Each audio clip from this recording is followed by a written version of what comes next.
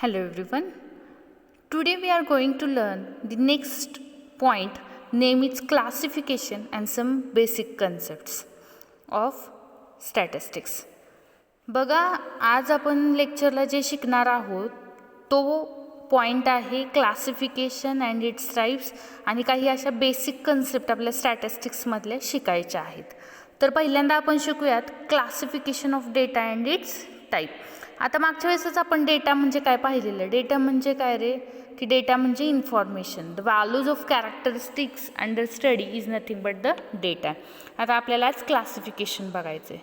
आता क्लासिफिकेशन म्हणजे काय? The classification is the process of making homogeneous non overlapping group of observations according to their similarities and resembles.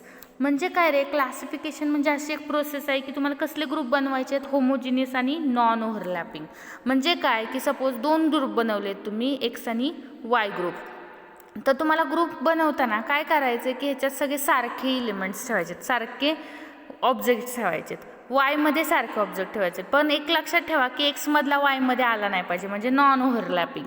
Overlap नाही झालं पाहिजे की सपोज एखादी व्हॅल्यू किंवा एखादा ऑब्जेक्ट सपोज रेड इथं पण लिहिला आहे ह्या ग्रुपमध्ये आणि इथं पण लिहिलं आहे सपोज रेड, तर हे चालणार नाही, ओव्हरलॅपिंग चालणार नाही. क्लासिफिकेशन म्हणजे काय? The process of making homogeneous. Homogeneous म्हणजे सारखे बट नॉन ओव्हरलॅपिंग. ओव्हरलॅपिंग झाले नाही पाहिजे. According to their similarities and resembles. म्हणजे सारखेपणावरून त्याच्या काय करायचे, तुम्हाला डिवाइड करायचे. For example, students in a class classified on age, religion, height, weight etcetera. तुम्ही स्टुडंट सपोज क्लासमध्ये काय करताय की हाईट वाईज तुम्ही सेपरेट करताय की सपोज 5 फूटचे सेपरेट, 6 फूटवाले सेपरेट, असे जर डिवाईड करत असाल तर एक प्रकारचं काय क्लासिफिकेशन झालं की 5 फूट उंचीचे स्टुडंट सगळे एका ग्रुपमध्ये, 6 फुटाचे सगळे एका ग्रुपमध्ये. पण 5 फुटाचा स्टुडंट हा 6 फुटाच्या ग्रुपमध्ये नाही आला पाहिजे, कारण ओव्हरलॅपिंग आपल्याला काय अलाउड नाही आहे. ठीक आहे. आता आपण बघूयात classification types. There are 4 types of classification. One is geographical classification, second chronological classification, third qualitative classification and last is quantitative classification. आता आपण वन बाय वन बघूयात. First is geographical classification. What is mean by geographical classification? If the classification is done on the basis of area or location such as states, cities, regions, zones etc. called as the geographical classification.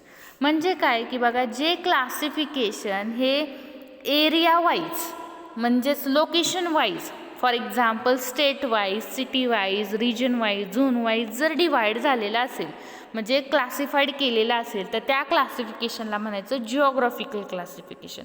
आता for example बघा, area under the cotton in various district. इथं बघा काय केलेलं आहे की तुम्हाला district wise कॉटनचा एरिया किती दिला आहे हे दिलेलं आहे एक्झाम्पल. बरोबर आहे. म्हणजे इथं क्लासिफिकेशन कशा वाईज होतं आहे, तर डिस्ट्रिक्ट वाईज, म्हणजेच काय area wise. Okay. So such classification is called as the geographical classification. म्हणून ह्याला काय म्हणायचं, जिओग्राफिकल क्लासिफिकेशन. आता पुढं आहे क्रोनॉलॉजिकल क्लासिफिकेशन. आता क्रोनॉलॉजिकल क्लासिफिकेशन म्हणजे काय बघा, if the classification is done on the basis of time. जर तुमचं classification on the basis of time झालं तर त्या क्लासिफिकेशनला तुम्ही म्हणणार आहे क्रोनॉलॉजिकल. आता टाईममध्ये काय काय येतं, आयदर इयर, मंथ येऊ शकतं किंवा वीक येऊ शकतं किंवा डेज येऊ शकतं. मग असं जर आलं की तुमचा डेटा जर डिवाईड करून दिला डे वाईज किंवा इयर वाईज किंवा मंथ वाईज किंवा वीक वाईज असं दिला, तर तुमचा ते क्लासिफिकेशन झालं क्रोनॉलॉजिकल क्लासिफिकेशन. आता फॉर एक्झाम्पल बघा, population of India in different years. बघा, आपल्याला इंडियाचं पॉप्युलेशन, लोकसंख्या दिली डिफरंट इयरमध्ये. बघा कसं दिलेलं आहे, हे एक्झाम्पल आहे. बघा 1995ला 91.8 करोड एवढी लोकसंख्या होती. मग 1996ला किती, 7ला किती, 8ला किती हे दिलेलं आहे. ह्याचा अर्थ काय आहे, हे क्लासिफिकेशन कशा वाईज झाले, इयर वाईज म्हणजे time wise. So such classification is called as the chronological classification. आता थर्ड आहे क्वालिटेटिव्ह क्लासिफिकेशन आणि क्वांटिटेटिव्ह क्लासिफिकेशन पुढचं आहे. आता आपण मागच्या लेक्चरलाच पाहिले की what is the difference between qualitative and quantitative. बघा क्वांटिटेटिव्ह म्हणजे काय, न्यूमरिकल व्हॅल्यू. सपोज मी लिहिलं 1 2 3, मग तुम्हाला विचारलं की कसला डेटा आहे रे हा, क्वालिटेटिव्ह की क्वांटिटेटिव्ह, तर तुम्ही काय म्हणणार आहे क्वांटिटेटिव्ह, कारण हा काय आहे व्हॅल्यूज आहेत. व्हॅल्यूज असेल तर तो डेटा असतो क्वांटिटेटिव्ह. आणि क्वालिटेटिव्ह म्हणजे काय की जे आपल्याला मोजता येत नाही, वर्डमध्ये डेटा दिलेला असतो. फॉर एक्झाम्पल मी तुम्हाला म्हटलं की हेअर कलर सांगा, की सांगा तुम्ही काय म्हणणार आहे की माझा हेअर कलर बाबा ब्लॅक आहे, किंवा काही काहींचं सपोज व्हाईट आहे किंवा ब्राऊन आहे. जर वर्डमध्ये डेटा असा दिला तर त्या डेटाला म्हणायचं क्वालिटेटिव्ह क्लासिफिकेशन, क्वालिटेटिव्ह डेटा. मग जर तुमचा डेटा क्लासिफाईड करताना on the basis of qualities किंवा ॲट्रिब्यूट्स त्यालाच म्हटलं जातं, जर दिला तर त्याला म्हणायचं क्वालिटेटिव्ह classification. बघा, if the classification is done on the basis of qualitative phenomenon, then such classification is called as the qualitative classification. आता बघा क्वालिटेटिव्ह डेटा म्हणजे काय की आपण ऑब्झर्व करू शकतो, सीन करू शकतो, पण ते मोजू शकत नाही. फॉर एक्झाम्पल हेअर कलर मी म्हटलं तर तुम्ही म्हणताय हेअर कलर माझा ब्लॅक आहे, व्हाईट आहे, रेड आहे, ब्राऊन आहे, पण तो तुम्ही मोजू शकता की असं सांगू शकता की हेअर कलर माझा 2 सेंटीमीटर आहे बाबा, हेअर कलर माझा 5 सेंटीमीटर, सांगू शकत नाही. मग तसल्या डेटाला म्हणायचं क्वालिटेटिव्ह डेटा. ओके. आणि जर क्लासिफाईड डेटा त्या क्वालिटीजवरून केला तर त्याला म्हणायचं क्वालिटेटिव्ह क्लासिफिकेशन. आणि लास्ट आहे आता बघा क्वांटिटेटिव्ह क्लासिफिकेशन. आता क्वांटिटेटिव्ह क्लासिफिकेशन म्हणजे काय, if the classification is done on the basis of quantitative measurement like age, weight, price, income, production. बघा एज मोजता येतं आपल्याला की बाबा मी 10 वर्षाचा आहे, 12 वर्षाचा आहे, 20 वर्षाचा आहे. वेट पण मोजू शकतो, प्राईस सांगू शकतो, इन्कम सांगू शकतो, प्रोडक्शन किती झाले सांगू शकतो. मग जे आपल्याला मोजता येतं त्याला म्हणायचं क्वांटिटेटिव्ह डेटा. आणि if the data is classified on the basis of that numerical measurement, जर तुमचा डेटा क्लासिफाईड करून दिला क्वांटिटेटिव्ह मेजरमेंटमध्ये तर त्याला म्हणायचं क्वांटिटेटिव्ह क्लासिफिकेशन. बघा for example daily earning in office, तुम्ही दिवसाचे किती कमावता तर ते तुम्हाला माहीत असतं, मोजता येऊ शकतं, मग त्याला कसला म्हणायचं क्वांटिटेटिव्ह डेटा. मग जर डेटा तुम्हाला ह्या क्वांटिटेटिव्ह मेजरमेंटमधून क्लासिफाईड करून दिला तर त्याला म्हणायचं क्वांटिटेटिव्ह क्लासिफिकेशन. बघा दिलं आहे डेली अर्निंग्स 100 ते 200 रुपये डेली मिळतात. किती लोकांना, कंपनीतल्या एका 10 लोकांना. 200 ते 300, 24 लोक आहेत असे की त्यांना 200 ते 300 एवढा डेली पगार भेटतो म्हणजे दिवसाचा. अशी 28 लोक आहेत की त्यांना 300 ते 400 पगार भेटतो. अशी 7 लोक आहेत की ज्यांना पगार 400 ते 500 दिवसाचा मिळतो. अशी 2 लोक आहेत की ज्यांना दिवसाचा पगार 500 ते 600 भेटतोय. मग हा क्लासिफिकेशन कसलं झालं, क्वांटिटेटिव्ह क्लासिफिकेशन. आता पुढे आहे बेसिक टर्मिनॉलॉजीज इन स्टॅटिस्टिक्स. म्हणजे आपल्याला स्टॅटिस्टिक्स पुढं शिकायचं असेल तर आपल्याला ह्या पहिल्या बेसिक कन्सेप्ट क्लिअर झाल्या पाहिजेत. बघा पहिली बेसिक कन्सेप्ट आहे class. What is mean by class. आता आपण वर्गात असतो बरोबर आहे, तर क्लास म्हणतो की हा बाबा क्लास आहे, डिप्लोमा 3rd इयरचा क्लास आहे. मग क्लासची डेफिनेशन काय रे, तर आपण काय म्हणतो ग्रुप ऑफ स्टुडंट्स, म्हणजे सगळे विद्यार्थी एकत्र बसला तर तुम्ही त्याला काय म्हणता क्लास म्हणता, की बाबा आमचा ॲग्री डिप्लोमा 3rd इयरचा क्लास आहे. मग तसं स्टॅटिस्टिक्समध्ये क्लास म्हणजे काय, तर group of observations is called as a class. बघा जर ऑब्झर्वेशन्स घेतले आणि त्याचा ग्रुप सगळे केले तर त्याला म्हणायचं class.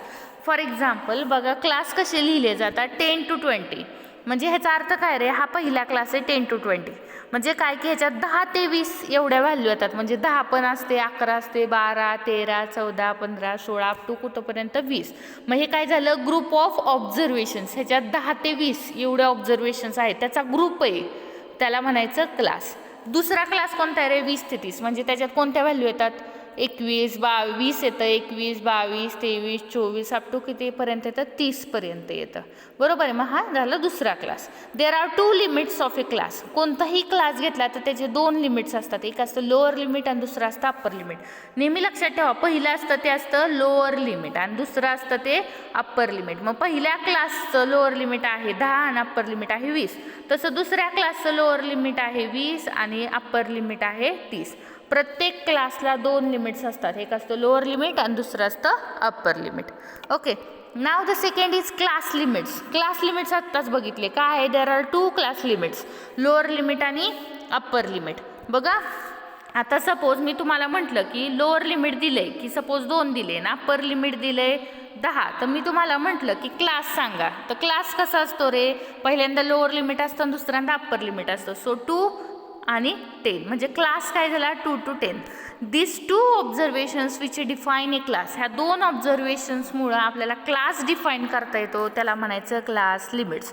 The 2 observations which define A class called as the class limits. Okay, त्याच्यानंतर पुढचं आहे इन्क्लुझिव्ह आणि एक्सक्लुझिव्ह क्लास. काय रे फरक, हे क्लासचे टाईप्स आहेत इन्क्लुझिव्ह आणि एक्सक्लुझिव्ह. मग काय आहे डिफरन्स ह्या इन्क्लुझिव्ह आणि एक्सक्लुझिव्ह क्लासेसमध्ये, तर आपण तो पाहूयात. इन्क्लुझिव्ह क्लास म्हणजे काय पहिल्यांदा बघू. In this method of observation equal to upper limit is included in the same class. Simply, if upper limit of current class is not equal to lower limit of next class, then such classes is called as the inclusive classification.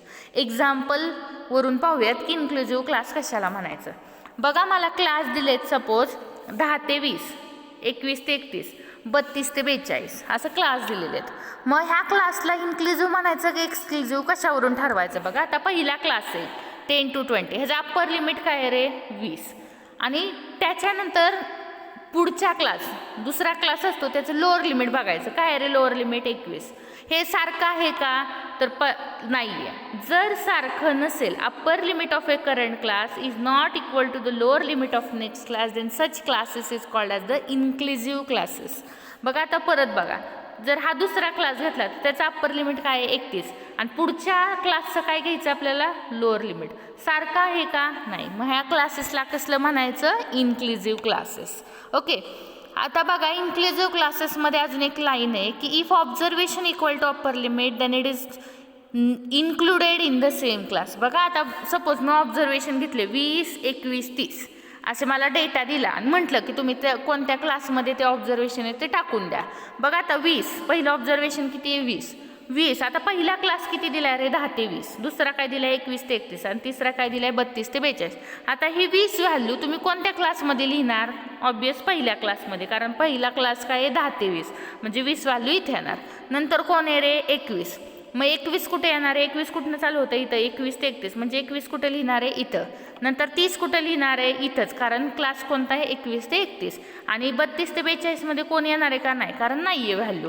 Okay, मग inclusive classification म्हणजे काय बघा, आता हे observation आहे काय आहे 20. आता 20 काय आहे रे, इथं अप्पर लिमिट आहे 20. जर 20 आणि 20 इथं सारखं असेल तर हे 20 व्हॅल्यू कुठे येतं इथंच येते, पण एक्सक्लुझिव्हमध्ये येत नाही. बघा इन्क्लुझिव्हमध्ये जर if observation equal to upper limit then it is included in the same class. आता आपण एक्सक्लुझिव्हमध्ये बघू. बघा इन्क्लुझिव्ह कळालं का, upper limit of current class is not equal to the lower limit of next class, मग त्याला काय म्हणायचं इन्क्लुझिव्ह क्लासेस. आता एक्सक्लुझिव्ह बघू. आता एक्सक्लुझिव्हमध्ये काय, in this method observation equal to upper limit is not included, that is excluded in the same class. Simply if upper limit of a current class is equal to the lower limit of next class then such classes is called as the exclusive classes. आता बघा example बघूयात आपण पहिल्यांदा एक्सक्लुझिव्हचं. बघा आता मला classes दिले, suppose काय दिले 10 ते 20, 20 ते 30, 30 ते 40 असे क्लासेस दिलेले आहेत. मग आता इन्क्लुझिव्हमध्ये काय होत होतं रे की upper limit of current class is not equal to the lower limit of next class. पण आता इथं बघू, इथं अप्पर लिमिट काय रे 20 आणि दुसऱ्याचं लोअर लिमिट काय आहे 20, ते सारखे आहेत, बरोबर आहे. सारखे असतील तर त्याला म्हणायचं एक्सक्लुझिव्ह, आणि सारखे नसतील तर त्याला म्हणायचं इन्क्लुझिव्ह. बघा इथं पण हे 30 सारखे म्हणजे याला काय म्हणायचं एक्सक्लुझिव्ह क्लासेस. ओके, आता इन्क्लुझिव्हमध्ये ऑब्झर्वेशन दिले आणि अप्पर लिमिटला सारखे असतील तर ते काय व्हायचे त्याच क्लासमध्ये यायचे. आता इथं बघा 10 ते 20, 20 ते 30, 30 ते 40 क्लास दिलेले आहेत आपल्याला, ऑब्झर्वेशन दिलेत 20, 21 आणि 30. बघा आता काय होणार आहे, आता 20 हे 20 म्हणजे काय आहे अप्पर लिमिट सारखं आहे.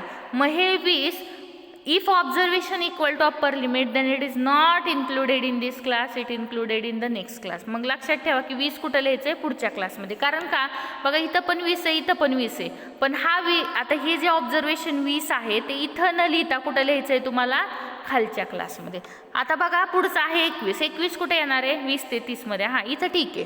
पण आता 30, पुढचं ऑब्झर्वेशन काय? 30. 30 आणि हे अप्पर लिमिट सारखे. मग कुठे लिहिणार 30? तर 30 इथं न लिहिता कुठे लिहायचं? पुढच्या क्लासमध्ये 30 ते 40 ह्याच्यामध्ये. तर हा डिफरन्स आहे इन्क्लुझिव्ह आणि एक्सक्लुझिव्ह मधला. साधं लक्षात ठेवा की इन्क्लुझिव्ह क्लासेसमध्ये upper limit of a current class is not equal to the lower limit of next class. सारखं नसतात. पण एक्सक्लुझिव्हमध्ये upper limit of a current class is equal to the lower limit of next class. हे सारखे असतात. ठीक आहे. आता पुढचं बघूयात. Open end class. Open end classes म्हणजे काय? A class in which one of the limit is not specified. एखाद्या क्लासमध्ये जर तुम्हाला एखादं limit, there are 2 limits, 2 limits असतात, लोअर लिमिट आणि अप्पर लिमिट. एक जरी लिमिट तुम्हाला दिलं नाही तर त्याला म्हणायचं ओपन एंड क्लास. आता एक्झाम्पल बघू. बिलो 10. बिलो 10 म्हणजे काय रे? 10 पेक्षा कमी. आता 10 पेक्षा कमी, 10 पेक्षा कमी म्हणजे किती रे? तुम्हाला माहिती की 10 चालतंय, पण 10 पेक्षा कमी, 10च्या पुढं चालतंय का? नाही. बिलो 10 म्हणजे 10 पेक्षा कमी. पण किती कमी माहिती का तुम्हाला? एखादं म्हणलं -1 तर एखादं म्हणाल -100, -200, कितीही म्हणू शकतो. ओके ठीक आहे. मग तुम्हाला इथं अप्पर लिमिट माहिती की बाबा अप्पर लिमिट काय आहे? 10. पण लोअर लिमिट माहिती का? नाही माहिती. म्हणून ह्याला म्हणायचं ओपन एंड क्लासेस. कारण इथं काय झालं? लोअर लिमिट दिलेलं नाही. आता पुढचं एक्झाम्पल आहे अबाउट 20. अबाउट 20 म्हणजे काय? 20 पेक्षा जास्त. 20 चालतंय पण 20 पेक्षा कमी चालेल का? नाही. 20 पेक्षा जास्त. आता इथं लोअर लिमिट दिले पण अप्पर लिमिट माहिती का रे तुम्हाला काय आहे? तर माहिती नाही. म्हणजे इथं अप्पर लिमिट स्पेसिफाईड केलेलं नाही, दिलेलं नाही. म्हणून ह्याला म्हणायचं ओपन एंड क्लासेस. बघा एखाद्या क्लासमध्ये लोअर लिमिट किंवा अप्पर लिमिट दिलेलं नसेल तर त्या क्लासला म्हणायचं ओपन एंड क्लासेस. ओके. आता पुढं बघूयात आपण. नेक्स्ट आहे क्लास बाउंड्रीज. आता क्लास बाउंड्रीज म्हणजे काय रे? The number up to which class can be extended called as the class boundaries. आता आपण एक्झाम्पलनी बघू की ॲक्च्युली क्लास बाउंड्री म्हणजे काय. बघा आता तुम्हाला क्लास बाउंड्री कशी फाइंड आउट करायची आणि कशासाठी फाइंड आउट करायची ते सांगते. बघा आता क्लास दिला 10 ते 20, 21 ते 31. तर क्लास कसला आहे रे? इन्क्लुझिव्ह की एक्सक्लुझिव्ह? तर इन्क्लुझिव्ह. कारण काय? इथं upper limit of current class is not equal to the lower limit of next class. सारखे नाही आहे, त्यामुळे त्याला म्हणायचं इन्क्लुझिव्ह. मला क्लासेस हे इन्क्लुझिव्ह नको आहेत, एक्सक्लुझिव्ह पाहिजेत. मग जर क्लास हे इन्क्लुझिव्ह टू एक्सक्लुझिव्ह कन्वर्ट करायचे असतील तर त्याला आपल्याला क्लास बाउंड्री लागते. तर ती क्लास बाउंड्री कशी काढायची? तर क्लास बाउंड्री कशी काढायची बघा. याचं पहिल्या क्लासचं अप्पर लिमिट काय रे? 20 आणि दुसऱ्या क्लासचं लोअर लिमिट काय आहे? 21. तर क्लास बाउंड्री काढायचा फॉर्म्युला आहे upper limit of current class and difference between the upper limit of current class and the lower limit of next class. ह्या दोघातला डिफरन्स काढायचा आपल्याला. किती आहे रे डिफरन्स? 21 वजा 20 म्हणजे काय? किती आहे? 1चा डिफरन्स आहे. त्याला डिवायडेड बाय 2 करायचं कारण 2 ऑब्झर्वेशनमधला डिफरन्स वजा बाकी 2 ऑब्झर्वेशनची आपण घेतलेली आहे. सो 1 डिवायडेड बाय 2 किती आलं? 0.5. तर ह्या 0.5ला म्हणायचं क्लास बाउंड्री. तुमची क्लास बाउंड्री किती आहे? 0.5. मग इन्क्लुझिव्ह क्लासेसला एक्सक्लुझिव्ह कसं कन्वर्ट करायचं ते बघा. आपली क्लास बाउंड्री किती आली? 0.5. आता आपला क्लास काय आहे? पहिला 10 ते 20 आणि पुढचा काय आहे? 21 ते 31. तुम्हाला माहिती आहे क्लासेस कसले आहेत? इन्क्लुझिव्ह आहेत. आता मला त्या इन्क्लुझिव्हचं काय करायचं आहे? एक्सक्लुझिव्हमध्ये कन्वर्ट करायचं आहे. तर कसं करायचं? सबस्ट्रॅक्ट 0.5. 0.5 काय? Class boundary. Subtract 0.5 from each lower limit. म्हणजे प्रत्येक लोअर लिमिटमधनं काय करायचं आहे? 0.5 वजा करायचं आहे and add 0.5 in each upper limit. आणि अप्पर लिमिटमध्ये 0.5 काय करायचं? ॲड. आता पहिलं लोअर लिमिट बघा. हे 2 लोअर लिमिट आहेत आणि हे 2 अप्पर लिमिट आहे. लोअर लिमिटमधनं 0.5 काय करायचं? वजा. मग 10 वजा 0.5 किती येणार आहे? 9.5. आणि अप्पर लिमिटमध्ये काय करायचं आहे? ॲड करायचं आहे. मग 20 अधिक 0.5 तो किती होणार आहे? 20.5. लोअर लिमिटमधनं काय करायचं आहे? वजा करायचे. लक्षात ठेवायचं लोअर लिमिटमधनं सबस्ट्रॅक्ट आणि अप्पर लिमिटमध्ये काय करायचं आहे? Add. So 21 minus 0.5 that is 20.5 and upper लिमिटमध्ये काय करायचं? ॲड. 31 plus 0.5 that is 31.5. आणि आता बघा क्लास कसला झाला आहे? एक्सक्लुझिव्ह, कारण upper limit of current class is equal to the lower limit of next class. So this is the procedure of conversion inclusive classes to exclusive one. ही procedure आहे inclusive class to convert करायचं एक्सक्लुझिव्हमध्ये. ठीक आहे. आता पुढचं बघूया class mark. आता क्लास मार्क म्हणजे काय, तर क्लास मार्क म्हणजे असते mid value. Okay, middle value तुम्हाला काढायची. आता एखादा क्लास दिला, क्लास मार्क क्लास दुसरं नाव आहे मिड व्हॅल्यू. आता कशी काढतो रे मिड व्हॅल्यूमधली. आता सपोज तुम्हाला हे दिलं तर तुम्ही बरोबर मधोमध काय करता, पट्टीनं मोजता आणि बरोबर मधलं काय असेल तर त्याला म्हणायचं class mark, mid value. Okay. आता पण क्लासेसमध्ये मिड व्हॅल्यू कशी काढायची बघा. आता तुम्हाला जर क्लास दिला एखादा, सपोज क्लास दिला 10 to 20 आणि तुम्हाला सांगितलं की क्लास मार्क काढा किंवा मिड व्हॅल्यू काढा, तर फॉर्म्युला बघा काय आहे, true lower limit plus true upper limit divided by true. आता हे ट्रू लोअर लिमिट आणि ट्रू अप्पर लिमिट काय प्रकारे बघा. क्लास मार्क दुसरंच नाव आहे मिड व्हॅल्यू. तर कधी काढायची आणि कोणासाठी काढायची, की जेव्हा तुमचे क्लासेस एक्सक्लुझिव्ह असतात तेव्हाच. आता सपोज मी क्लास दिला 10 ते 20, 20 ते 30, क्लासेस कसले तर एक्सक्लुझिव्ह, तरच आपल्याला मिड व्हॅल्यू काढायची आहे. जर इन्क्लुझिव्ह दिले तर काय करायचं, पहिल्यांदा एक्सक्लुझिव्ह करून घ्यायचं. फॉर एक्झाम्पल तुम्हाला असं दिलं 2 to 4 आणि 5 to 6 काय दिलं असं. ओके, 6 सपोज 7 दिलं, तर इन्क्लुझिव्ह क्लासेस आहेत हे 4 आणि हे 5 सारखे नाही आहेत, बरोबर. मग त्याला एक्सक्लुझिव्हमध्ये कन्वर्ट करून घ्यायचं. कसं, लोअर लिमिटमधनं 0.5 काय करायचं, वजा करायचं, म्हणजे इथं येणार 1.5. अप्पर लिमिटमध्ये काय करायचं, ॲड करायचं, म्हणजे 4.5. लोअर लिमिटमधनं काय करायचं, वजा करायचं, सो 4.5. आणि अप्परमध्ये काय करायचं, ॲड करायचं 7.5. मगच आपल्याला क्लास मार्क काढायचा. आता क्लास मार्क कसा फॉर्म्युला आहे बघा, true lower limit plus true upper limit divided by 2. आता मला ह्या क्लासचं सपोज मिड व्हॅल्यू काढायची, तर ट्रू लोअर लिमिट कोणतं आहे, 10, म्हणजे लोअर लिमिट किती आहे त्याचं 10, अप्पर लिमिट किती आहे 20. सो 10 + 20 डिवायडेड बाय 2 किती येणार आहे, 10 + 20 दॅट इज 30. 30 डिवायडेड बाय 2 म्हणजे 15. म्हणजे ह्या क्लासची मिड व्हॅल्यू आहे 15. तसंच ह्याची किती असणार आहे, 20 to 30. 20 + 30 डिवायडेड बाय 2 किती येणार आहे रे, 20 + 30 डिवायडेड बाय 2 तर किती येणार आहे 25. सेम तुम्ही ह्याची काढू शकता. आता तुम्हाला जर क्लास असा इन्क्लुझिव्ह दिला तर तुम्ही डायरेक्ट असं काढू नका, 2 + 4 डिवायडेड बाय 2. आन्सर येतं करेक्ट, पण लक्षात ठेवा की तुम्ही पहिल्यांदा काय करायचं, एक्सक्लुझिव्हमध्ये कन्वर्ट करून घ्यायचं आणि मग फाइंड आउट करायचं. ठीक आहे. आता नेक्स्ट आहे क्लास विड्थ. आता क्लास विड्थ कशी काढायची, the difference between the true upper limit and true lower limit. म्हणजे इथं पण लक्षात ठेवा की ट्रू हा शब्द आलाय म्हणजे तुम्हाला क्लासेस कसले पाहिजेत, एक्सक्लुझिव्ह मधले. ठीक आहे. फॉर्म्युला काय आहे, true upper limit minus true lower limit. ठीक आहे. आता एक्झाम्पल बघूयात एखादं. तुम्हाला एक्झाम्पल दिलं 10 ते 20, 20 ते 30 आणि तुम्हाला सांगितलं की calculate the class width of the class interval 10 to 20. तुम्हाला ह्याचा क्लास विड्थ काढायची. फॉर्म्युला आता पहिल्यांदा बघायचं की क्लासेस इन्क्लुझिव्ह आहेत की एक्सक्लुझिव्ह आहे. बघा इथं 20, 20 सारखे आहेत म्हणजे कसले आहेत, एक्सक्लुझिव्ह. मग कन्वर्ट करायची गरज नाही. ह्यालाच ट्रू लोअर लिमिट म्हणायचं, ह्यालाच ट्रू अप्पर लिमिट म्हणायचं. मग ह्या क्लासचं ट्रू लोअर लिमिट आहे 10, अप्पर लिमिट आहे 20.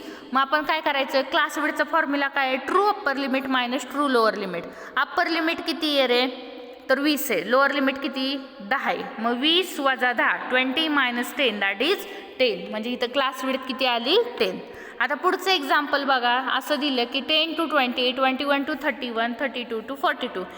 हे कसले क्लासेस आहेत पहिले सांगा, की हे क्लासेस आहेत इन्क्लुझिव्ह. बरोबर आहे. इन्क्लुझिव्ह असेल तर पहिल्यांदा काय करायचं, एक्सक्लुझिव्ह करून घ्यायचं. कसं करून घ्यायचं, अप्पर लिमिटमध्ये 0.5 ॲड करायचं, लोअर लिमिटमध्ये वजा करायचं. सो काय येणार आहे 9.5, इथे येणार आहे 20.5.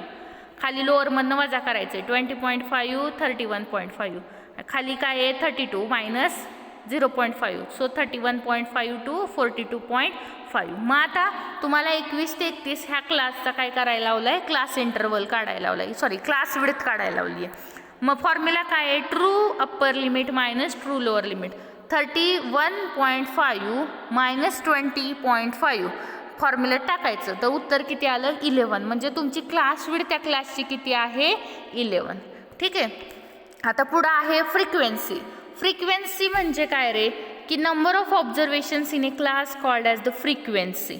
बघा तुम्हाला एखाद्या क्लासमध्ये किती ऑब्झर्वेशन्स आहेत. आता सपोज तुमचा क्लास आहे, मी म्हटलं की तुमच्या क्लासमध्ये किती स्टुडंट आहेत, सपोज 60 स्टुडंट आहेत, मग तुमच्या क्लासची फ्रिक्वेन्सी किती झाली 60. The number of students in a class called as the frequency of that class. मग सेम स्टॅटिस्टिक्समध्ये number of observations in a class called as the frequency. बघा एखाद्या क्लासमध्ये किती ऑब्झर्वेशन्स आहेत त्याला काय म्हणायचं फ्रिक्वेन्सी. बघा मी एखादा क्लास घेतला 10 ते 20 आणि ह्या 10 ते 20 मध्ये 2 ऑब्झर्वेशन्स आहेत, म्हणजे त्या क्लासची फ्रिक्वेन्सी किती झाली 2.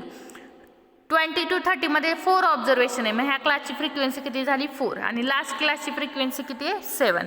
आणि जर बघा हा टेबल आहे, टेबल कोणाचा आहे रे क्लास आहे, हा टेबल कोणाचा आहे क्लासेस अलॉंग विथ देअर फ्रिक्वेन्सीचा. मग a table containing classes along with their frequency then called as the frequency distribution. जर एखाद्या टेबलमध्ये क्लासेस आणि फ्रिक्वेन्सी दिली तर त्या टेबलला काय म्हणायचं आहे फ्रिक्वेन्सी डिस्ट्रीब्युशन. आता पुढं आहे less than and more than cumulative frequency. आता ही less than and more than cumulative frequency आपल्याला लागते ग्राफ्स काढायला, मेडियन काढायला, बऱ्याच ठिकाणी वापरली जाते. त्यामुळे आपल्याला काय पाहिजे पहिल्यांदा लेस दॅन आणि मोर दॅन क्युम्युलेटिव्ह फ्रिक्वेन्सी काय आहे आणि कशी काढायची ती बघायचं. बघा आपल्याला एक्झाम्पल दिले की क्लासेस दिलेत आणि फ्रिक्वेन्सी दिलेली आहे. क्लासेस कोणकोणते दिले 10 to 20, 20 to 30, 30 to 40, 40 to 50, 50 to 60, 60 to 70, 70 to 80 along with there frequencies. काय काय फ्रिक्वेन्सीज दिलेले 2, 4, 7, 10, 16, 8 आणि 3.